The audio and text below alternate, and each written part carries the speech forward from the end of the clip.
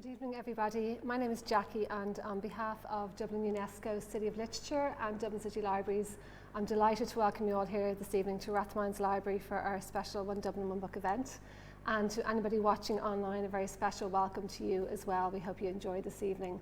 It's the start of our month of events to celebrate Nora by Nuala O'Connor as our One Dublin One Book selection, and we are, thanks to the funding from Dublin City Council and the Department of Arts, we have a whole range of free events this month, and we hope to see you at maybe some more events over the month. All event details are on onedublinonebook.ie, and there's programmes as well. Some of you have picked them up already. So this evening's event will be a mixture of readings and chat and music, and Nuala will start off the event with a reading, and she'll talk about the writing of Nora, and then that will be followed by Darina, Gallagher and Sinead Murphy, who are going to provide some Joyce-themed inspired music, which I know you're going to really enjoy. So I'd like to hand you over now to Nuala, and I hope you all enjoy this evening's event.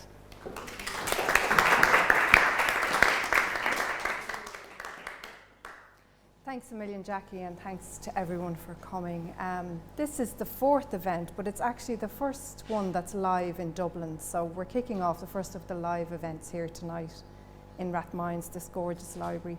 So I thought I would just tell you a bit about my relationship with Nora and Joyce and how it came about that I wrote the novel, and then I'll read a bit and talk a bit more, and then read a bit more, and then the girls are going to sing. So I am a Dub. I'm from Palmerstown in West Dublin, and I moved to Galway 25 years ago. And when I moved to Galway, I was aware of Nora as Joyce's life partner, as this kind of courageous woman who was on my radar in the sense that I had read the biography of Nora that came out in 1989 by Brenda Maddox, and I had seen in the year 2000 as well the film about Nora by Pat Murphy and Jerry Stembridge.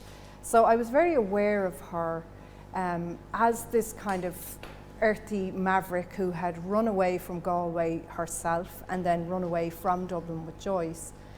It wasn't until a few years ago I was studying Italian by night in NUI Galway, and I had to write an essay about Joyce's friendship with the Italian writer Italo Svevo. And all the time I was researching my essay, I was much more interested in the research that touched on Nora. And I started to have one of those thought processes. How did she feel about her life? What was life like with Joyce, the drinker, the writer, the person who had shallow roots? And so I did what I often do. I wrote a short story about them. And the story took them from essentially the day they met on the 10th of June to when they left Ireland in October of that year, 1904. And so it was about their burgeoning love and their decision to leave. Around that time as well, I think about a year before that, I had adopted a cat from GSPCA, and I had called her Nora Barnacle. So Nora was sort of a swirl in the ether, and I often find my books grow out of a swirl. So I have written a similar type of novel, what we call a biofictional novel, though I've been advised to stop saying that, a biographical fiction novel about the poet Emily Dickinson. And that came about because I had been baking Emily's cakes. I had heard she was a great baker, and I started to make the cakes that she made.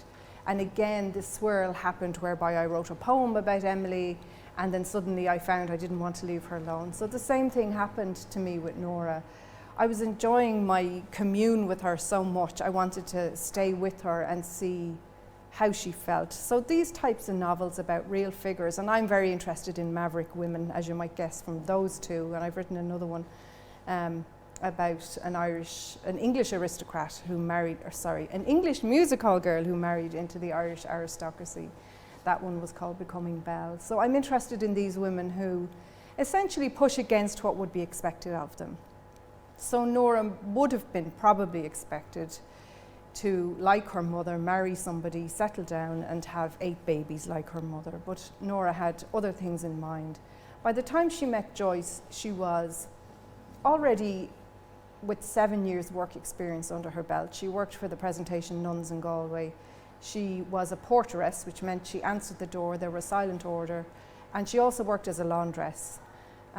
So she already was earning her own money. She had left Galway because she had a row with her uncle, Tommy, about a Protestant boy, Willie Mulvey, that she was walking out with. Tommy disapproved.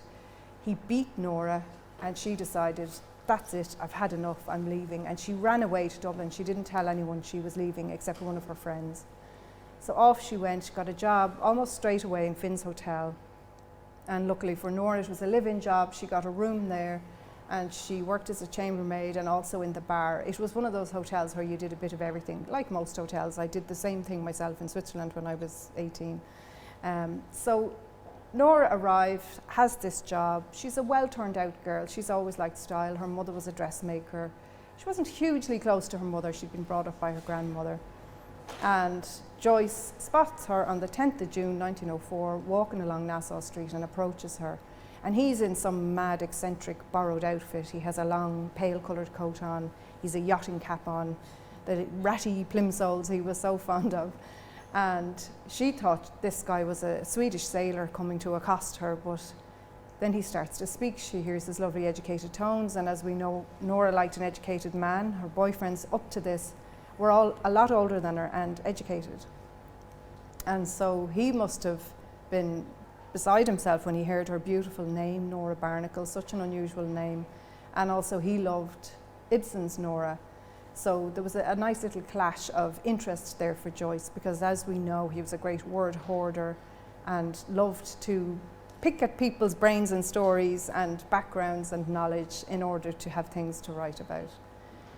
So very quickly, by the 16th of June, they were walking out together. They had their first date as such. And very quickly, because we have letters extant from Nora and Jim from this time, they fell in love. He wouldn't call it love for a long time, but she was certainly extremely smitten with him.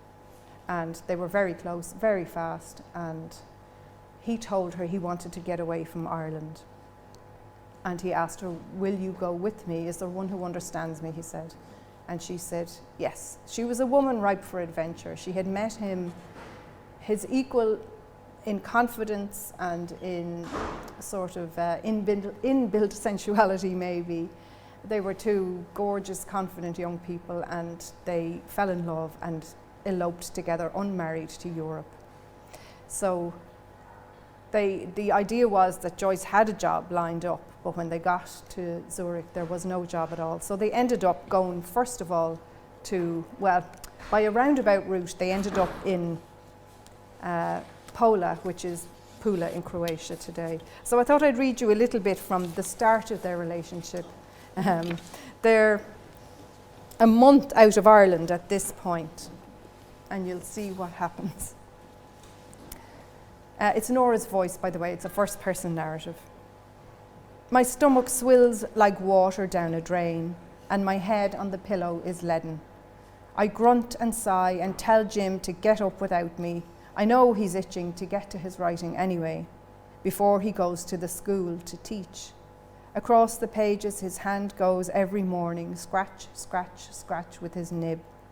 And his face takes on a concentrated, faraway look. Now, instead of getting his papers to start, he props onto one elbow and peers into my face. Nora, are you all right? He asks. Oh, that pasta I ate last night, little as it was, it's threatening to heave out of my gullet onto this bed. I let out a groan that would rouse a graveyard. We had gone to the Café Miramar to eat because our potatoes ran out, and I was too tired to walk from Via Giulia to the market, buy them, walk back, peel and boil them.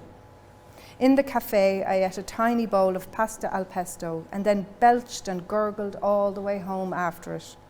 My innards were bad and I felt altogether out of sorts. Now the smell of that pesto comes back to me and the sharp green taste of it, and I retch. Nothing comes up. I'm in a savage mess this morning, Jim, I say. I think you're in a peculiar way, Nora, that's what it is. Oh, what do you mean? Spit pools in my mouth and my whole throat fills with a sourness that's starting to feel familiar. I've had it the last few days. It must be the food, I whisper. All that garlic. Or I took something here at home that was on the turn, the milk maybe. 3 days in a row, he says. I think not, my love. Don't we buy fresh milk every day? Jim lies back on the bed beside me. His arm brushes against my breast and I shove him away. Oh, don't tip off me, my nipples are stiff as pegs. For once, I can't bear Jim to touch me. The thought of his mouth on my breast makes me angry somehow. The stuff of my nightgown is irritation enough. When it scratches against me, I want to scream. Jim leans close again, his breath mucky from old wine and tobacco. And I lurch away. This time, what little is in my stomach hurls up through me, out of my mouth and onto the floor. Oh, I cry, sweat oozing between my eyebrows, down my back, under my breasts. I'm mired, Jim, I'm in bits altogether. Still, I make to rise from the bed to clean up the sick, but he gets up first and wipes the floorboards with a rag. I lie back and will myself to sleep, for it's only in oblivion that I don't feel unwell. Nora, I tell you, you're in a peculiar way. Why are you riddling me, Jim? Tell me, what's wrong with me? For the love of Lucifer, girl, you're pregnant. My eyes snap open. I clutch my belly and moan. Oh, Jesus, oh, God, oh, Mother Mary. I don't want him to be right, but as sure as shit stinks, he is right. Oh, Jim, the poor little one-een. We're not even married and we've barely a pot to piss in. How on earth will we feed a child? Jim laughs and sits on the bed. He points to my front and I lift my nightgown out from the neck to look down at my breasts, mauve and taut, and I can't help but laugh too, though in truth I'm well and truly vexed. I can only imagine what Mammy would say to see me unwed and now with a baby on the way. So that's little Giorgio grown inside Nora. They end up back in Trieste after this, and Giorgio and Lucia, their second child, is born there. Jim has a job in the Barnacle school teaching English. He ran away from Ireland to escape conventionality and in a sense ended up in a conventional situation. They're not married, we'll put that aside, but he's the head of the household. They have 2 children after a time, and he has to work in order to earn money to feed them. Now that doesn't stop him spending a lot of the money drinking by night with sailors and whoever he can find to go drinking with them around Trieste. And soon enough he asks his brother Stanley to join them in Trieste, essentially to build up the coffers. And Stanley does come and lives with them until such a time as Jim is driving him bananas and he moves out. And then they bring 2 of Jim's sisters over, Eva and Eileen, very Irish thing of bringing over emigrants, but this is unusual in the sense that they're in Europe, not the UK or America. So it's an unusual migration. Nora has to learn Italian, and Italian becomes the language of the household. And Trieste really is where they became a family, where they truly fell in love, settled, knew each other, played music together and sang together, made friends together. And really it was their home. And the only reason they left Trieste was because of World War I. So all this time Joyce is having terrible trouble having Dubliners published. Chamber Music is published, his book of poetry, gets scant reviews. And he has the idea to write Ulysses. He's gathering the ideas for that. He begins that in 1914 before they leave Trieste. In the meantime, they have a little sojourn to Rome. Joyce is a great man for schemes. He decides he's going to go and work in a bank. Goes to work in Rome, hates Rome. I'm paraphrasing, but he says something like Rome is like a city. It's like a man displaying his corpse, his grandmother's corpse, for money, you know, something like that. He's very rude about it, and they don't last long there. He hates the bank. The work is endless. It's like 12-hour days. Nora's very lonely. She's at home on her own with Giorgio, and discovers she's pregnant with Lucia basically as they're leaving Rome. And then they get back to Trieste, and they can't fit in again. They find it difficult. They stay there for another few years, and then they go to Zurich. So Zurich, if you've ever been to Trieste and you've ever been to Zurich, you'll know that they're a huge contrast of places. Trieste is called the jewel of the Adriatic. It's this beautiful, it was under the rule of Austro-Hungary, but it was essentially an Italian city. Beautiful white buildings, big palazzos. It's there on the sea, and the sea is this gorgeous, shimmering blue. And they had a lovely, settled, decent kind of life there. And then World War I ejected them from that, and they ended up in 1915 moving to Zurich. And I don't know if anyone has been to Zurich, but it is a very different, atmospherically very different place. It's surrounded by mountains, and it has a cold kind of feel to it. It is a Germanic city, and the contrast was huge for them. And again, they speak Swiss German in Zurich, so again their children and Nora are moving language. Joyce is brilliant at languages, he's no problem picking up a language, but for the others it's not as easy. And the children have to make new friends. Brenda Maddox, Nora's biographer, said that Joyce's monomania about his writing ruined his friendships and, as far as one can tell, his children's lives. And what she meant about that was because Joyce put his writing first so often, and that he loved to move. He throve on flurry, as his biographer Elman said. And Stanny, his brother, said Joyce lived on the excitement of events. He liked shallow routes, and he liked to keep moving. And if you know about his childhood, his father lost the money, drank away what money they had, and was constantly moving the family at night into worse and worse living situations, running away from bailiffs, people he owed money to, landlords who might evict them. So Joyce had learned this pattern probably in his childhood, and then adopted it for his own life. He wanted to be a gentleman writer. He wanted to write and be funded to do that writing, but it's very difficult if your books are not selling. But he did actually get sponsors eventually. But the Swiss years were quite poor. They lived in mud floor places a lot, and very poor places with lots of mice and different things like that. What was different in Zurich was there was an expat community of English-speaking people, and they dug into that community. And now Joyce and Nora, because the children were a little older, they could go out at night, and they would leave the children on their own, which I think when some people heard about that, they were extremely alarmed, but it was sort of normal for Irish people to leave young children alone. It wasn't that much of a big deal. So they would go and socialise with other people who were interested in the artistic life, people like Frank Budgeon and Claude Sykes. And with Sykes, Joyce set up the English Players, and they began to put on English language plays in Zurich. And one of the plays they put on was Synge's Riders to the Sea.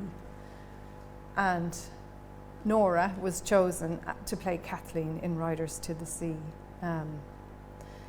So Joyce and Sykes are putting it on, and they're casting everybody they know. The children even had bit parts. They were in a crowd scene, and Joyce wrote something for the programme. So it was a family affair.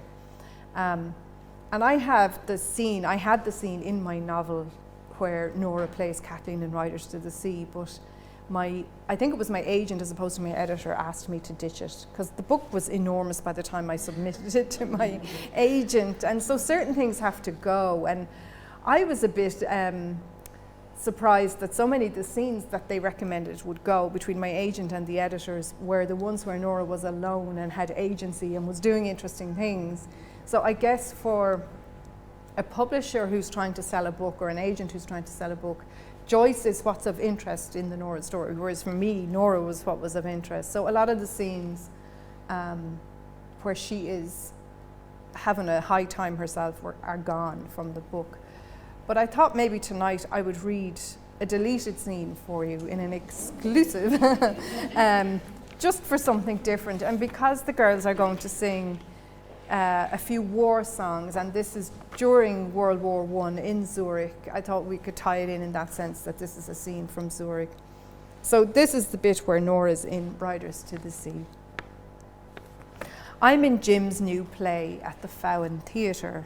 Well, not Jim's play itself. His Exiles has yet to be staged, but Synge's Riders to the Sea, and I'm playing Kathleen, daughter of the poor crater who has lost a power of sons to the sea and is about to lose more. Claude and Mrs. Sykes say I was born to play the part, and I must say I feel rightly comfortable on that stage, bare feet and all. I have a lot of lines, but by getting the children to go through them with me, I find the speeches are coming natural. Everyone in our household is going around saying, Bartley will have a fine coffin out of the white boards and a deep grave surely, though it's the mother's line. Lucia and Georgie intone the words earnestly to one another in mangled Galway accents, and then they skitter with laughter. I'm training the other actors in their speech. I say their lines and they repeat them after me to get the sounds right, and Jim and Claude are pleased with us all. The play is a woeful tragedy of a thing. The sisters, Nora and Kathleen, are hiding their brother's clothes from their mother, for they know he drowned in them, and they're not yet ready to tell her he's gone. The clothes are only bits, one knitted sock and a plain shirt, but young Nora made the sock, so she knows that it came off the body of her brother. On the stage tonight, I hold the damp shirt and sock that I'm to hide in the turf loft of the cottage so the mother won't see, and suddenly I think of my brother Tom, cold and wet in some trench, holding a gun in his fine young hands, as near to death as man can be, and it makes me shiver with loss and sadness.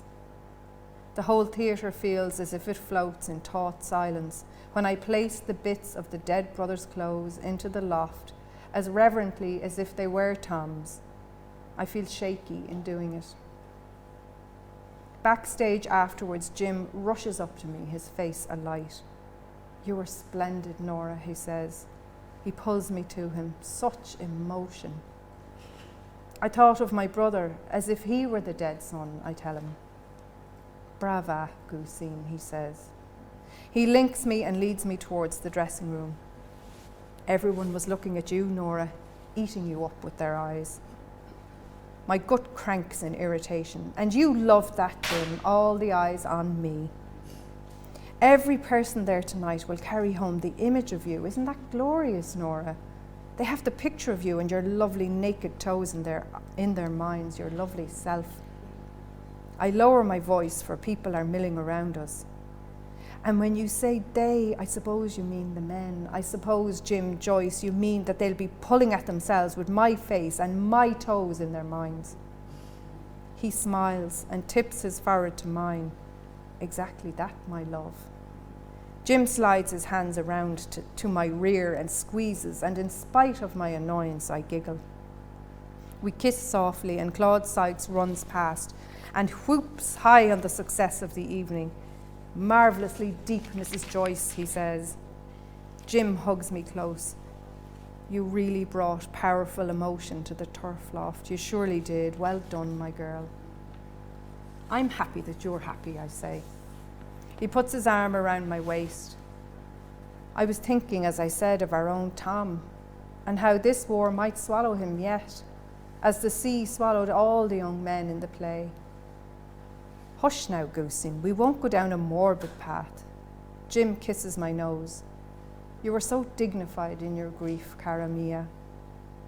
I put my two arms around him, my heart brimming now with both joy and sorrow. "Jim, do I too often send you out like the mother and Bartley, with an unlucky word behind him and a hard word in your ear? I hope I don't." Jim wraps himself around me. "My maudlin little girl, I deserve every cut of your tongue, no doubt. But I should never leave you with the bitter word. The play shows me that." "But I always come back, don't I?" Jim says. "You do." We hold each other in the dark recess of the Fallon Theatre, and I wish I could stay here forever, safe in Jim's arms. So that's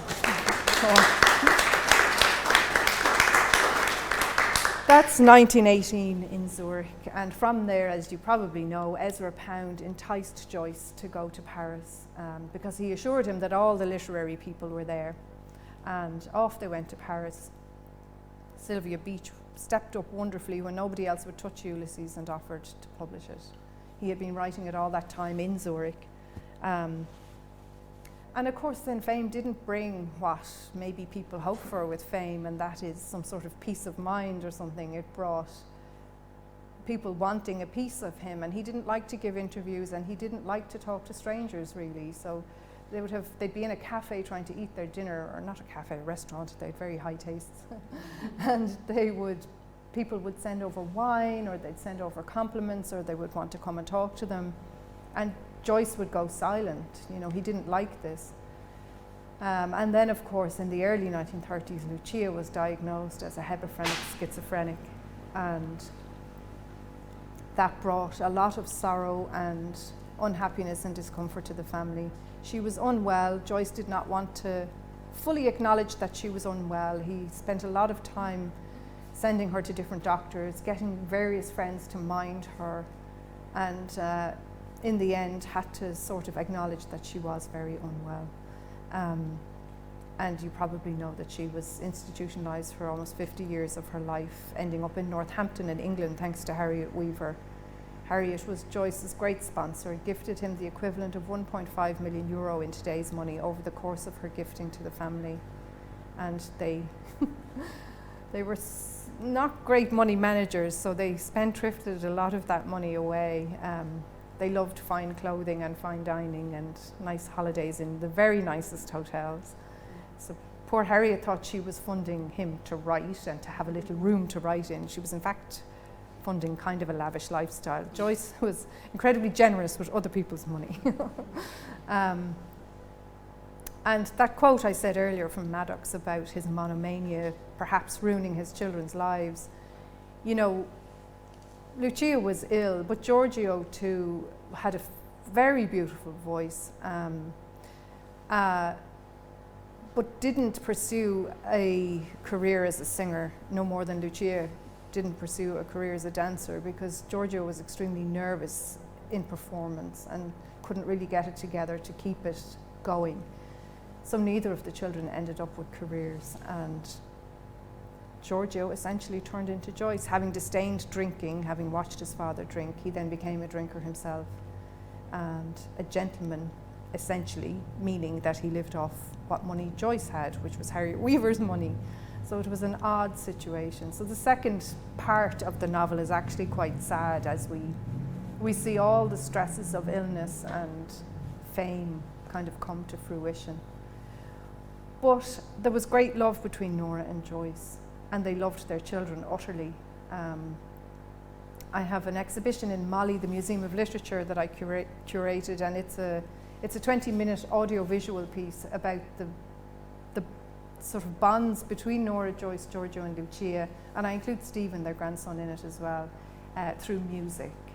And there's various songs in that, like The Lass of Aughrim, The Brown and the Yellow Ale, which was Joyce's very odd party piece, and Giorgio, Joyce singing Bid Adieu to Girlish Days, which is the only song that we know that Joyce composed, which I believe the girls are going to sing. So you have a treat in store. So I'll leave you there with those few words about my path into this, and I have to say it has brought me great joy, and I love both of them much more having done the research and written the novel than I did when I started out. My empathy and love for them only grew, and I think for me that has been an extra gift on top of the gift of Joyce's wonderful writing, and knowing Nora as his very earthy, very pragmatic, very wonderful and extraordinary rock and muse. So I'll hand you over now to Darina and Sinead. Thank you very much.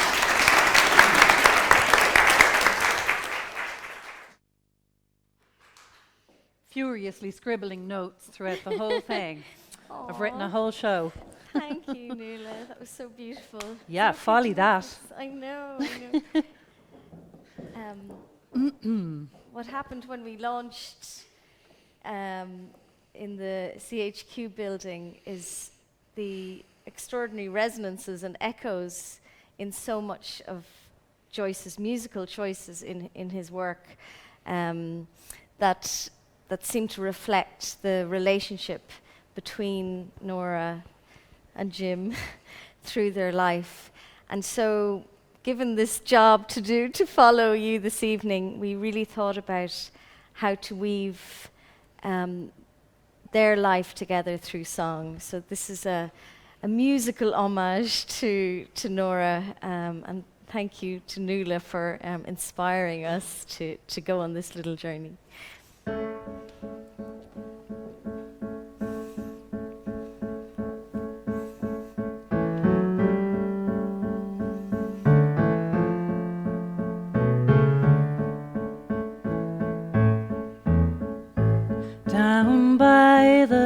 Sally Gardens, my love and I did meet.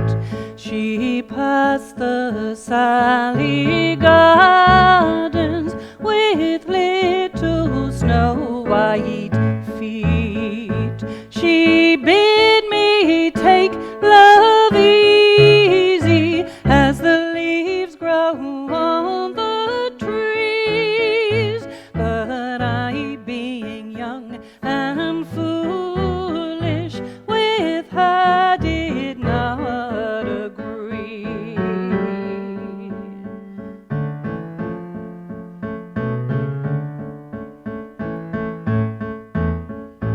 In a field down by the river, my love and I did stand, and on my leaning shoulder she laid a snow white hand. She bid me take life easy as the grass grows on the wheel. But I was young and foolish, and now I am full of tears.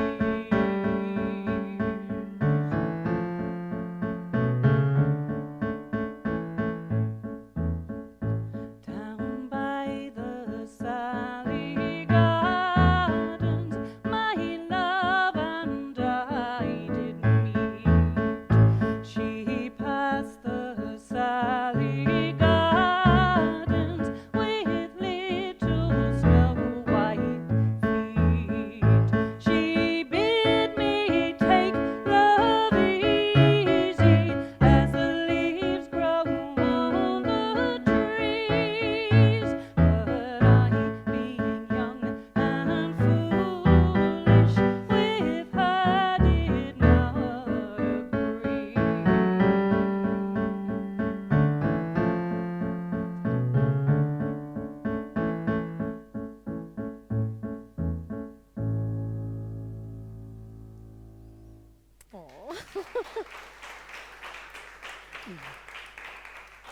So sang the young Joyce in 1904 in the ancient concert rooms. John McCormack was in the room.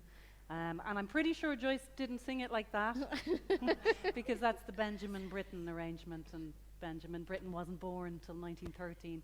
But I'm sure he sang it beautifully because Nora totally fell in love with him and always thought he should have gone with the music and ditched that stupid writing altogether. So we like to think of that summer of love that Nuala described so beautifully, of a summer of song or love songs as well, that there was a real sharing of love through music, that Nora would sing songs to Jim and he would sing songs to her. But of course she was working in Finn's Hotel, up from the country, bit like myself, Sinead. So that Fine strap of a girl arriving up from the west. does that make me Joyce then, if you're Nora, seeing as I'm from Dublin? And one of the songs that we thought really fit with this moment in Nora's life is from a boarding house where Polly Mooney is the girl, the gorgeous young one in the boarding house. Also wild. A wild young one. She's Mrs. Mooney's daughter, of course, and that's why she's there. But she's a little bit naughty, and thinking about Nora as a young girl, you know, dressing up in men's clothing, sneaking out of the house, maybe a little bit wild, a little bit carefree. So there's a song in the boarding house that Polly Mooney sings called "Naughty Girl." So we think it suits Nora at this time.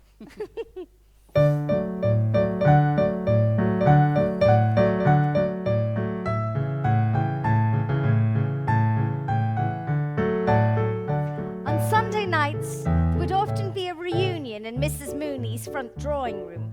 The music hall artists would oblige, and Sheridan played waltzes and polkas and vamped accompaniments. Polly Mooney, the madam's daughter, would also sing.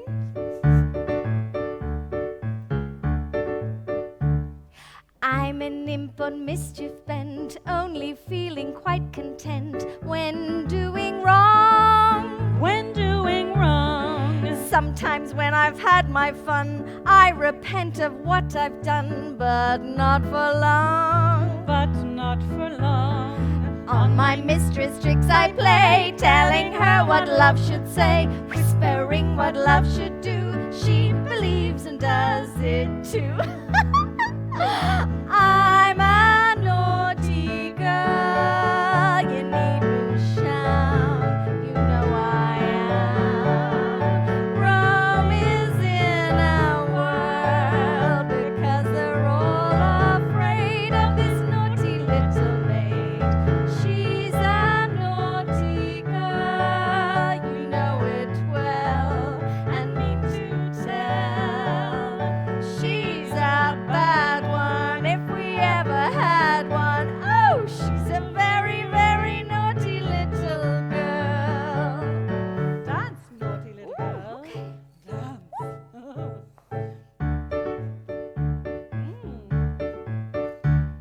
At the Roman clubs, no doubt, funny tales you hear about my goings on. Your goings on. If I like to sit and chat, what can be the harm in that? Though daylight's gone. Though daylight's gone. If some youth with manners free dares to snatch a kiss from me, do I ask him to explain? No, I kiss him back again.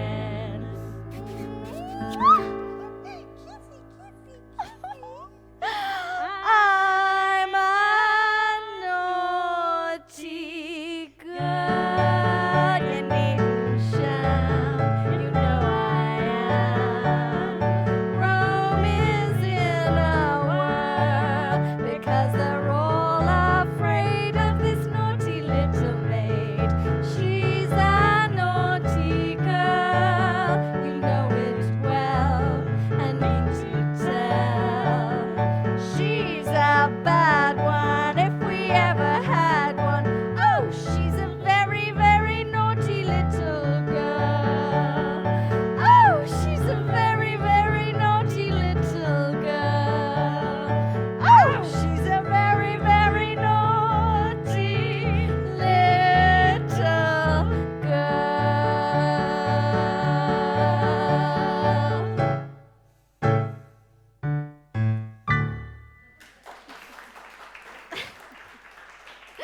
Oh, the Noras.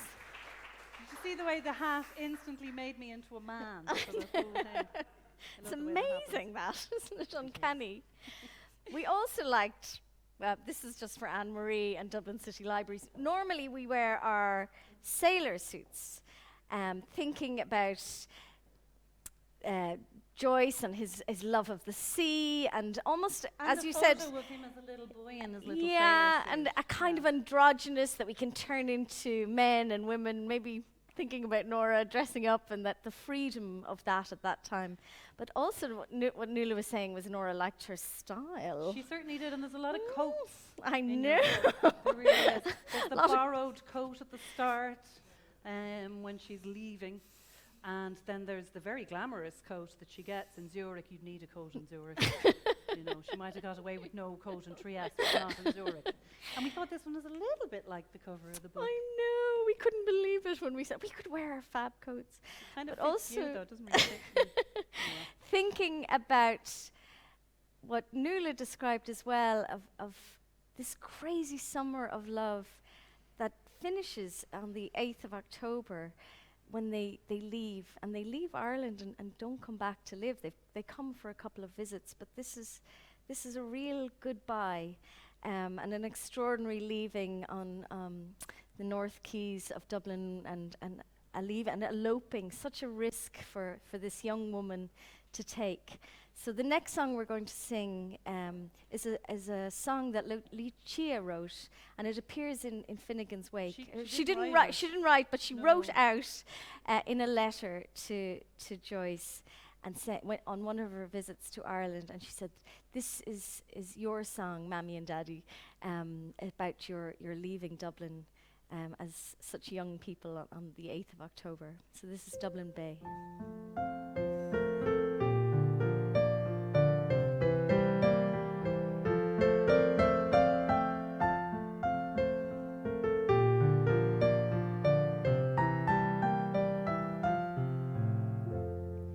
They sailed away on that gallant bark, Roy Neal and his fair young bride. They Adventured all on that bounding ship that danced on the silvery tide, and his heart was young and his spirit bright as he kissed her tears away. And they watched the shore recede from sight of their own sweet Dublin Bay.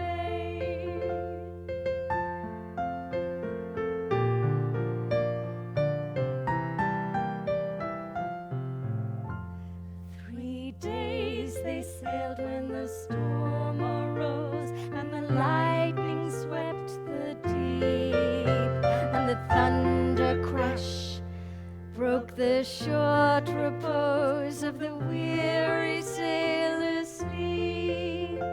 Roy Neal, he clasped his weeping bride as he kissed her tears away.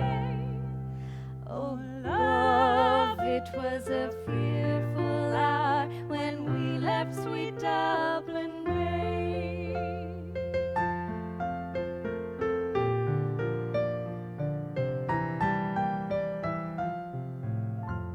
On the crowded deck of that doomed ship, some fell in their deep despair, and some o'ercome with a holier heart sought the God of the storm in prayer. She has struck a rock, the sailors cried, the breath of wild dismay.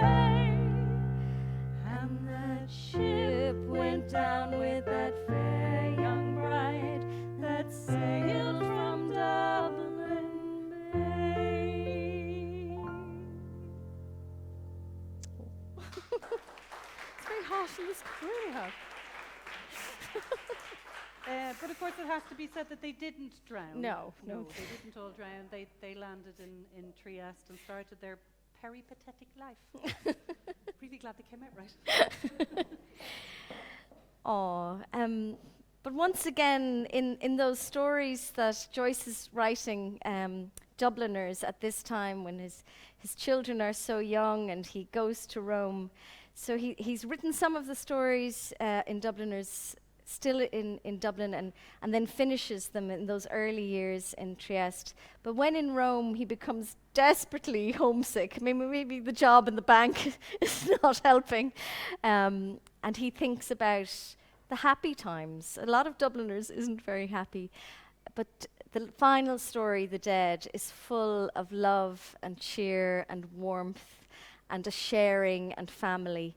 And of course, the two characters, Gabriel and Greta, and their extraordinary, revealing story of their relationship that happens. Of course, the fact that Greta is this Connemara woman. Yeah, I wonder where he got that from. Beautiful Galway lady who has a story that perhaps her husband doesn't know. And this story is directly from Nora's life. I love the way she keeps dropping down on the floor. She's like I'm wondering, is it anything she approves of or anything she disapproves of? It's like, I'm not okay. sure. But yeah, so we're going to sing a song from The Dead, the big famous one that Nora herself used to sing, and also her grandmother. Yeah, Joyce, in one of his letters, describes how he's visiting Nora's grandmother in Galway, and lo and behold, she sings the Lass of Aughrim to him as well.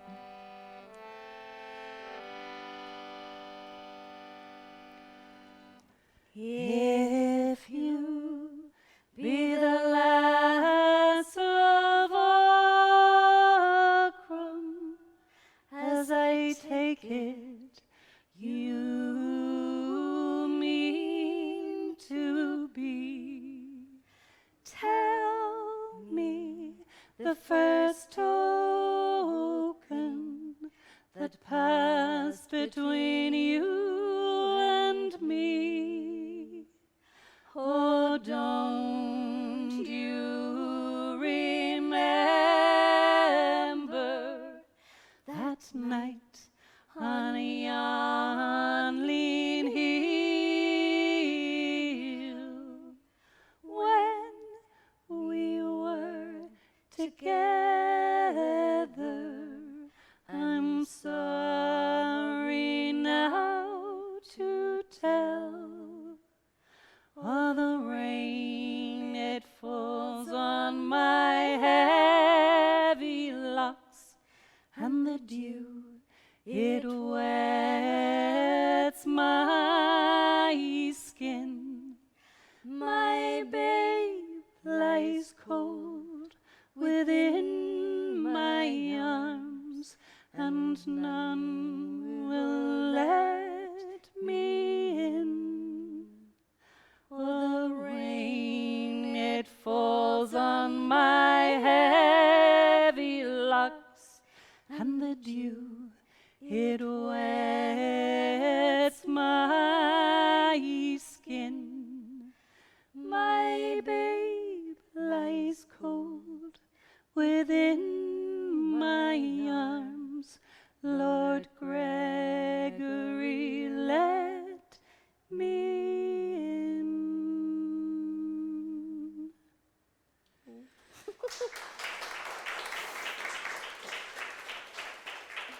So it's the ultimate refugee song, really, isn't it? It just occurred to me. Anyway, this is a little bit brighter.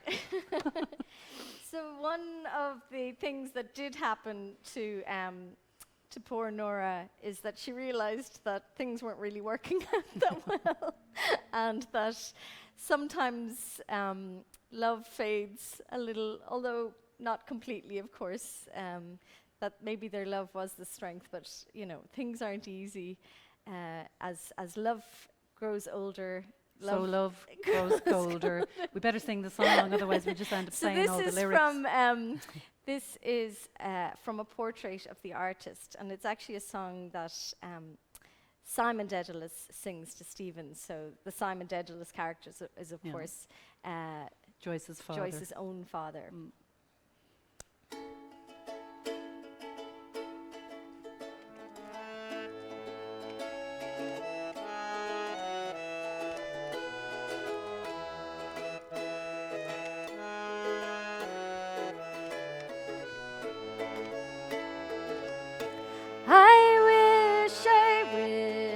I wish in vain.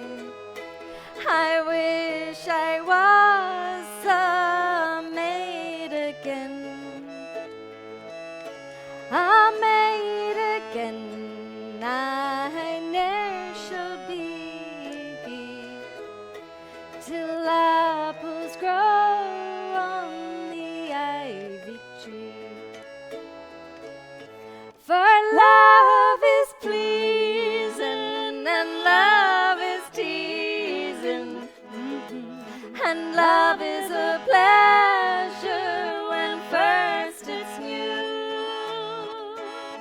But as love grows older, sure love grows colder, and fades away like the morning dew.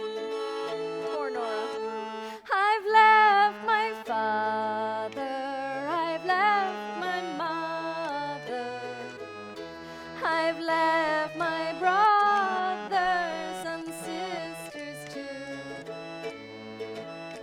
I've left my friends and my own religion. I've left them all for to follow you. For love is pleasing and love is teasing, and love is a pleasure when first it's new. But as love grows older, sure love grows colder, and fades away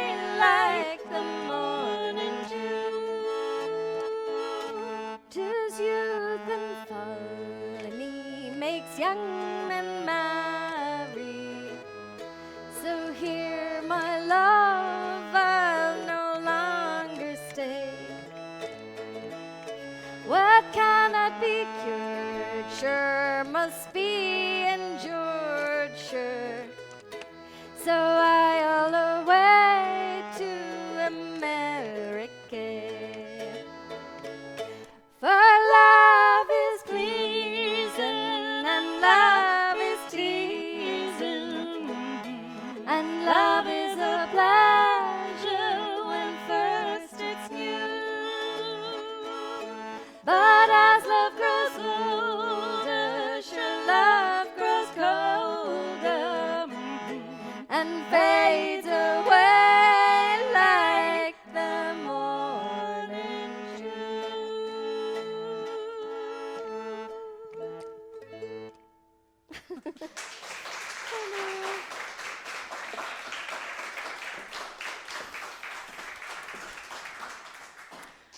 So then, of course, war breaks out. I really loved hearing I Nuala know. read Thank the you so section much.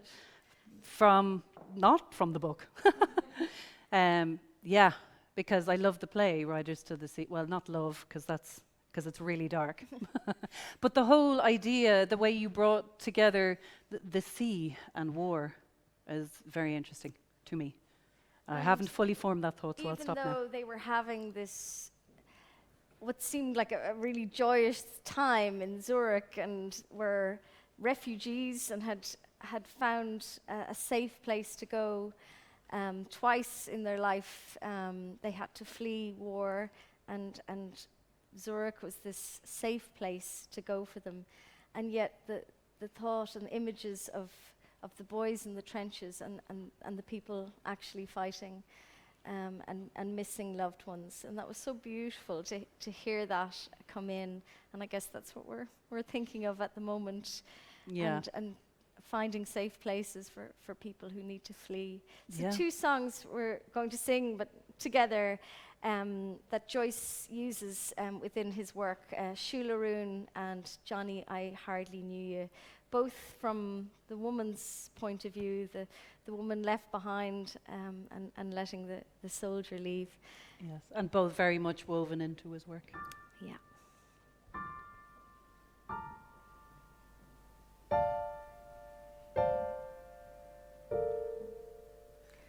Oh, I wish I was on yonder hill. It's there I'd sit and cry my fill, and every tear would turn a mill. Is good jade through my morning slow. Shul, shul, shularun, shul gusakarak, shul kukyun, shul kudaris, agiseli lam, is good jade to my morning sun.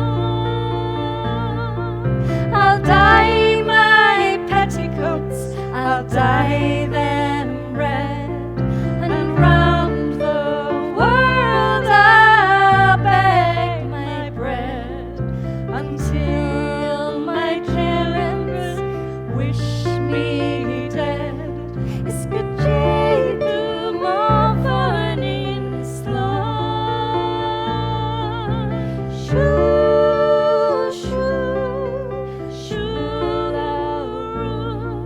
sugar sucker rock, sugar-cue, sugar there is, agasali lam, it's good jade to my burning slum. I've sold my flax and I've sold my wheel to buy my love a sword of steel. So it's in battle he might wield, oh my John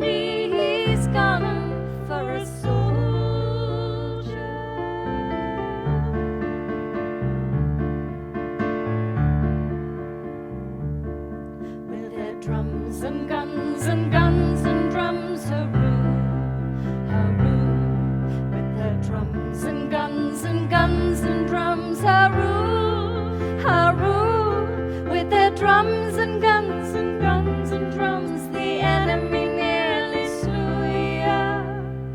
Oh, my darling dear, you look so queer, Johnny, I hardly knew ya. You haven't an arm, you haven't a leg, hurroo, hurroo. You haven't an arm, you haven't a leg, hurroo, hurroo. You haven't an arm, you haven't a leg. You're an eyeless, boneless, chickenless egg. You'll have to be put with a bowl out to beg. Johnny, I hardly knew ya. With their drums and guns and guns and drums, hurroo, hurroo. With their drums and guns and guns and drums, hurroo, hurroo. With their drums and guns and guns and drums, the enemy nearly slew ya. Oh, my darling dear, you look so queer, Johnny, I hardly knew ya.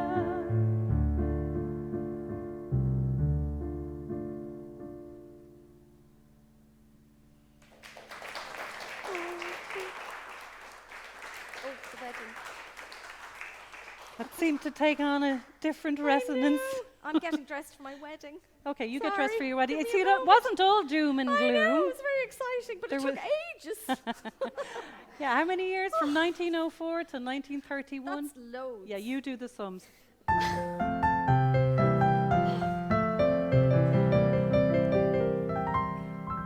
Oh, just around the corner of the street where I reside, there lives the sweetest little girl that I have ever spied.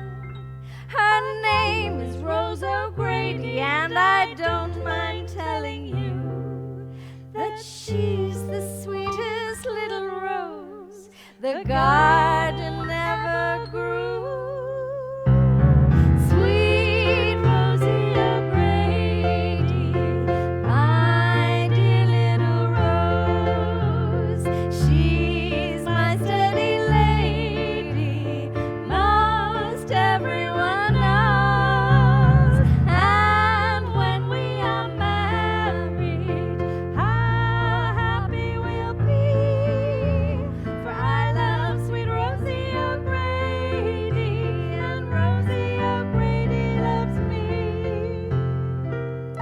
I never shall forget the day she promised to be mine, as we sat telling lovers' tales in that golden summertime. 'Twas on her finger that I laid a small engagement ring, while in the trees the little birds this song they seem to sing. Sweet Rosie O'Grady, my dear little rose, she's my steady lady,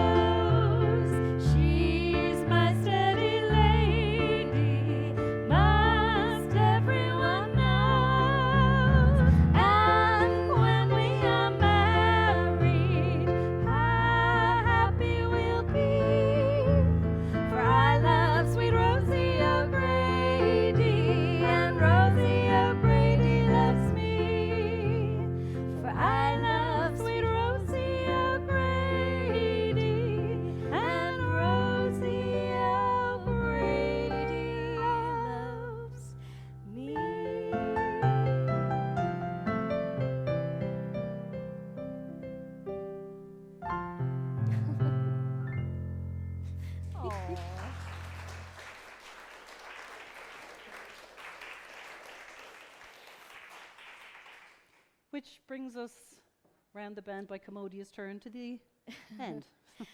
Yeah, Or the beginning. Rosie O'Grady's from a portrait of the artist, but we like to think about their wedding day in 1931, but from the publication of Ulysses in 1922 that we're celebrating the 100 years to right up to Joyce's death in 1941 or 39, 40. When was he? Oh, he was writing. He was writing Finnegan's Wake, and doing edits in that final year, and then of course another flee to Zurich again, and there he died in 1941. So Finnegan's Wake we thought might be the perfect ending. But also the fact that it's such a distillation of all the languages. Buona notte. Yeah. Buonasera. Sorry. Buonasera. Good night. Good Abend. All those languages that poor old Nora was trying to learn and not maybe doing as well as Joyce was with them. It seemed to me. So our last two pieces, and again we'll merge them together, are one of our favourite pieces, the final passage from Finnegan's Wake of Anna Livia Pluribel reaching the end of her destination. So she started as a little nuvoletta, as a little cloud in the sky and a drop of rain, and went into a stream. But of course, she went to become the River Liffey, and we meet her as she now is entering the sea, her final destination. But of course, she's Anna Livia, but she's Nora, and she's the wife. She's the wife of Finnegan, Begin Again, and of course she's all women everywhere. She is. And then we'll merge that with Bid Adieu, Bid Adieu, which, as Nuala was saying earlier, is the only song of Joyce's that we have the air that he wrote. Like we know it. He worked on it with Edmund Pendleton, so Edmund Pendleton put an arrangement to Joyce's air. But underneath Finnegan's Wake, I'm going to play some Samuel Barber, who set Nuvoletta, the little cloud, to music. So it'll merge into Bid Adieu. I'd just like to point out, though, before we start, that it says here, Bid Adieu, and there's an asterisk, and then it says, pronounced by Mr. Joyce, adieu. Yeah, so just so you know. French with a bad accent. Very good accent. Well, very good Dublin accent, I guess. Anyway, without any further ado. We'll send you off to the sea now.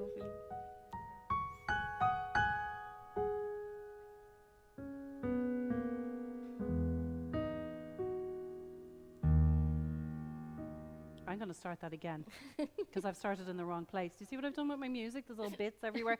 I'm just going to start that again. So. Well, Anna Livia, she was stopping and starting. She couldn't quite make it out. Better find it now.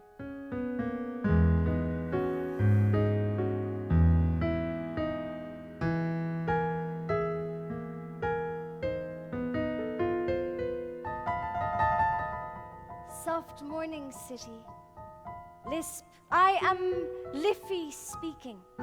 Lispin, faulty and faulty all the nights have falled unto long my hair, not a sound falling, no wind, no word.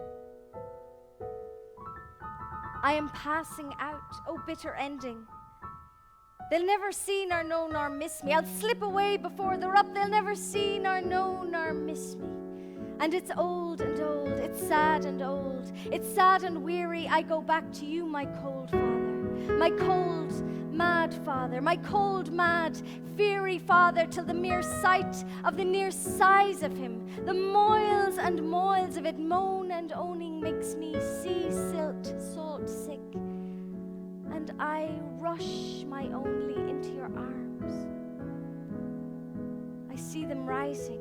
Save me from those terrible prongs. 1, 2 Mormons more, so ave laval. My leaves have drifted from me, all. But one clings still. I'll bear it on me to remind me of Liff. So soft this morning ours, yes. Carry me along, Taddy, like you done through the toy fair. If you seen him bearing down on me now under white spread wings, I think I'd die down over his feet, humbly dumbly, only to wash up. Yes, tide. There's where first we pass through grass, behush the bush to wish a gull. Gulls, far calls coming far. End here, us then, fin again take. But softly, remember me, till thousands thee, lisp the keys to given. Away, alone, a last, a loved, along the river run past even Adams, from swerve of shore to bend of bay.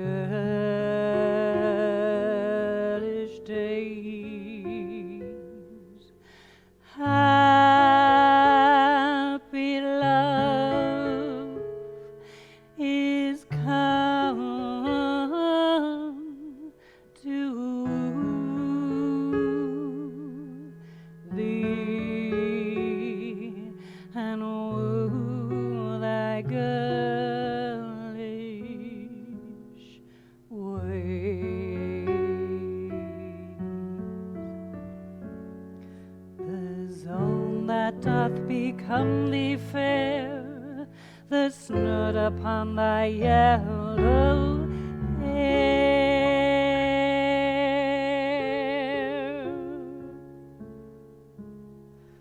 Bid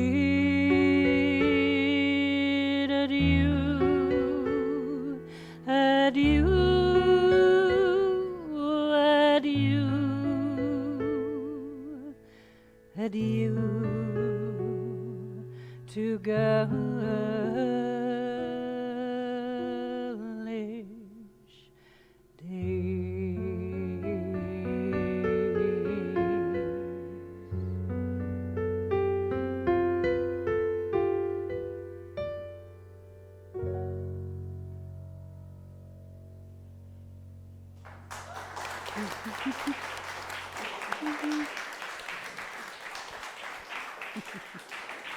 You should come and take a bow.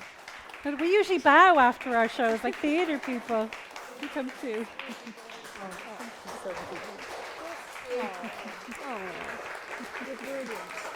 Thank you. I think you'll all agree that was just amazing. Thank you so much. I'm actually a bit speechless. Thank you so much, Darina and Sinead and Nuala, for a truly wonderful, wonderful evening. It's so lovely to be back in the library again. This is our first event in person, and it's just really heartwarming to see people back again. So thank you, and for everyone that's joined online as well. So thank you, and we hope that we might see you again over the month of April. The brochures were literally flying off the shelves earlier on. Literally. All part of the plan. But you can pick up a copy of the printed programme here, or everything's online at onedublinonebook.ie, and you can pick up a copy of the book. I know they're all flying out of Rathmines Library. I think you might have to reserve a copy, but there's loads of copies in Dublin City Libraries. You can get it on BorrowBox if you're interested in reading the digital version. So please do join along our joint read along of Nora this year, this April, and thanks again for coming along. And sorry, will this be up online? Yeah, so this will be available online on the Dublin UNESCO City of Literature YouTube channel, or if you just go to onedublinonebook.ie, we'll have a link to it tomorrow. Okay, so thanks again and good evening. Thank you, everybody.